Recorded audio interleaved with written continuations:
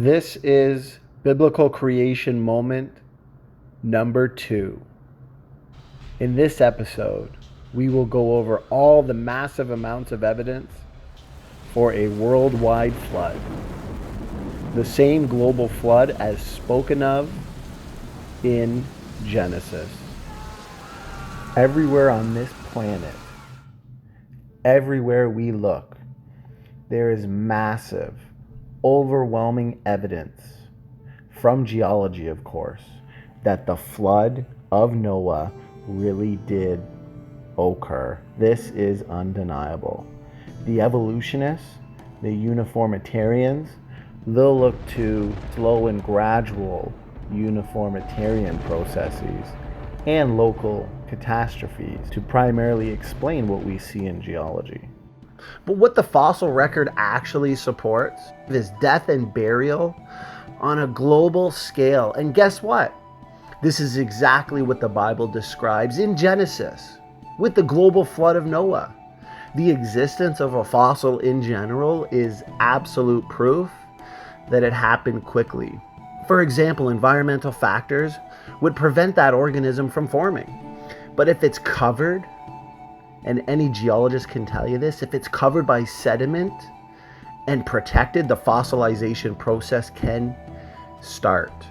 And the fossil record and geology itself prove biblical creation in the Genesis flood. We see rapid or no erosion between sediment layers. We see flat, featureless boundaries. We find whole rock layer sequences deposited rapidly in quick succession. They think that it goes from marine fossils to land fossils in the order of pond scum to people evolution. But we've got marine fossils all the way through. Even with dinosaur fossils, what do we have? We've got marine fossils buried with them. This means, and it is a fact, especially because we read about this global flood in the Bible, it's a historical account. The order of the fossils is the burial order of the flood.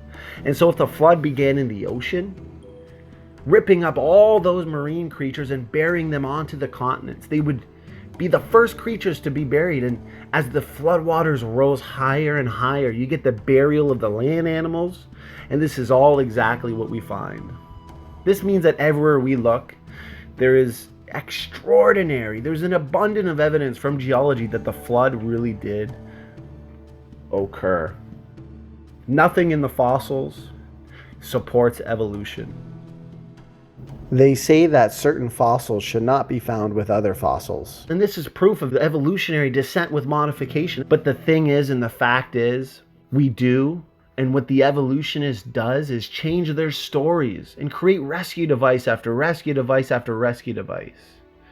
Evolutionary theory in and of itself is so absolutely rubbery, they can move it around and accommodate almost anything. And this isn't science.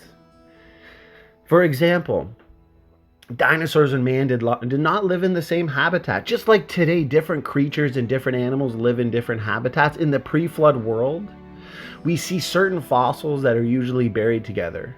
And dinosaur fossils are usually buried with, say, gymnosperms, whereas mammal fossils are usually buried with things such as flowering plants. What does this indicate? It indicates two different ecosystems. Dinosaurs, for example, although they lived at the same time of man, did not necessarily live in the same areas or habitats. They were overcome by the flood at different times during the advancing of the waters, which explains why we don't find them buried together.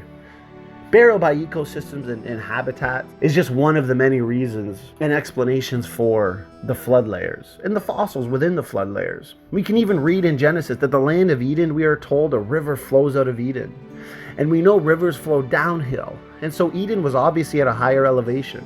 We know certain animals, such as certain dinosaurs, lived in swampy lowland areas, and so various animals of various ecosystems and habitats were separated from man and other forms of life. And we can look to other explanations such as body density, intelligence, mobility, and of course habitats and ecosystems.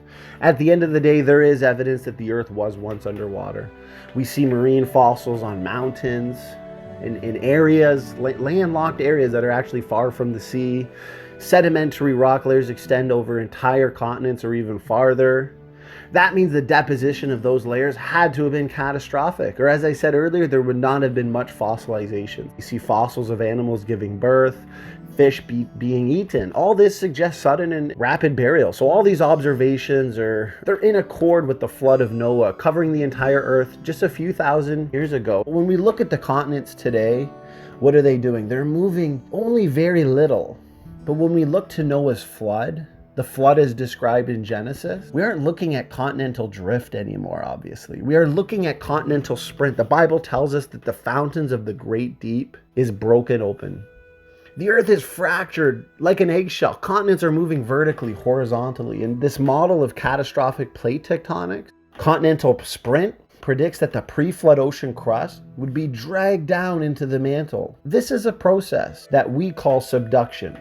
Now, because that happened recently, of course, according to our model, say only a few thousand years ago, the cold ocean crust should still be cold, even though I think anybody can see that it has descended into the deep hot mantle. Now, modern seismologists have discovered that there are indeed huge cold slabs of rock down near the core itself in areas that should have warmed up. If millions of years, of course, worth of time. They look to time. Deep time is their God. And they would say that this is what would have brought those slabs down instead of Noah's flood. But the fact that we have cold slabs of rock is absolute confirmation of flood geology and not old age geology. This is a confirmed prediction. Future predictions, confirmed predictions, creationists are making them. Another amazing prediction, one of many, that has been confirmed in CPT is rapid magnetic reversals. The Earth's magnetic field draws our compass needle towards the north, but sometimes in Earth's history it draws it towards the south.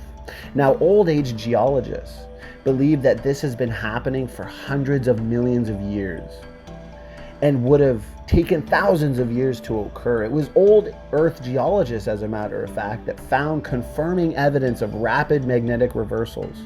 And guess what? These are required for Noah's flood.